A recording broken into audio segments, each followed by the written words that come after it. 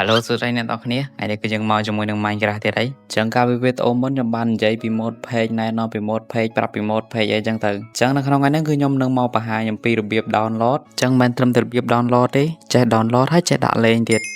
អញ្ចឹងរបៀបដាក់លេងជាមួយនឹង T Launcher គឺវាងាយស្រួលគឺវាអត់ដូច Minecraft Launcher ទេគឺវារៀងអញញ៉ៃតិចអញ្ចឹងសម្រាប់អ្នកលេងជាមួយនឹង T Launcher គឺវាងាយស្រួលខ្លាំងមែនតើ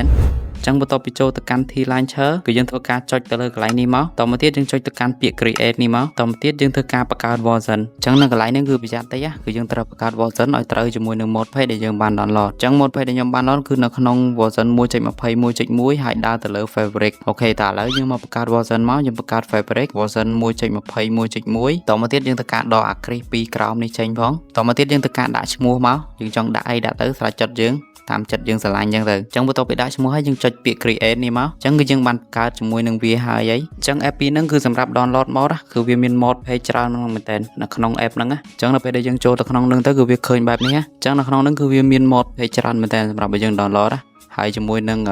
moderator របស់ខ្ញុំគឺខ្ញុំចូលមកគឺខ្ញុំមានឃើញឈ្មោះ account របស់ខ្ញុំគឺខ្ញុំបាន connect វាជាមួយនឹង account របស់ខ្ញុំអីអញ្ចឹងបើសិនជាអ្នកនរគ្នាចង់ download mod អ្នកនរគ្នាគាត់ទៅចុចមកកន្លែងនេះមកតមកទៀតគឺវានឹងមាន mod page ច្រើនហើយមានច្រើនខ្លាំងមែនតើមានរហូតដល់737 mod page អញ្ចឹងអត់ខ្វះ mod page លេងទេអញ្ចឹងឧទាហរណ៍ថាខ្ញុំចង់ download ជាមួយនឹង mod page នេះមួយខ្ញុំចូលចិត្ត mod page ហ្នឹងតមកទៀតយើងចុចលើវាមួយមកហើយចុចពាក្យ install នេះមកអញ្ចឹងនៅពេលដែលយើង download ហើយគឺវានឹង load មកកន្លែងនេះអញ្ចឹងនេះគឺជា mod page មួយដែលខ្ញុំបាន download ហើយអញ្ចឹងដើម្បីដាក់វានៅក្នុង launcher របស់យើងអ្នកទាំងនេះចុចលើអា tray 3នេះមកនេះចុចលើ tray 3នេះបន្តទៀតចុច open folder នេះមកអញ្ចឹងគឺវានឹងឃើញ folder ច្រើននៅក្នុងហ្នឹងយើងធ្វើការ copy វាទាំងអស់មកយើងធ្វើការ select វាទាំងអស់មកហើយចុចពាក្យ copy មក copy ហើយយើងចូលមកកាន់កន្លែងនេះមកគឺជាឈ្មោះ Minecraft ដែលយើងបានបង្កើតមិញអញ្ចឹងយើងចូលទៅកាន់អាកន្លែងរូបសោនេះមកតមកទៀតចុចពាក្យ open folder អញ្ចឹងយើងផាសវាមកហើយយើងចុច enter the game ទៅអាហ្នឹងគឺយើងអាចចូលលេងជាមួយនឹង mod page នឹងបានហើយអញ្ចឹងបើសិនជាគ្នាយើងចង់លេងជាមួយនឹង mod page ផ្សេងទៀតយើងគ្រាន់តែធ្វើអញ្ចឹងដដែលមកគឺយើងអាចលេងជាមួយនឹង mod page ផ្សេងបានហើយអញ្ចឹងអត់មានអីពិបាកទេនៅក្នុង T Launcher អញ្ចឹងវីដេអូនេះគឺមានតែប៉ុណ្្នឹងទេហើយមុននឹងទៅសូមកុំភ្លេច sub មួយផងអូខេ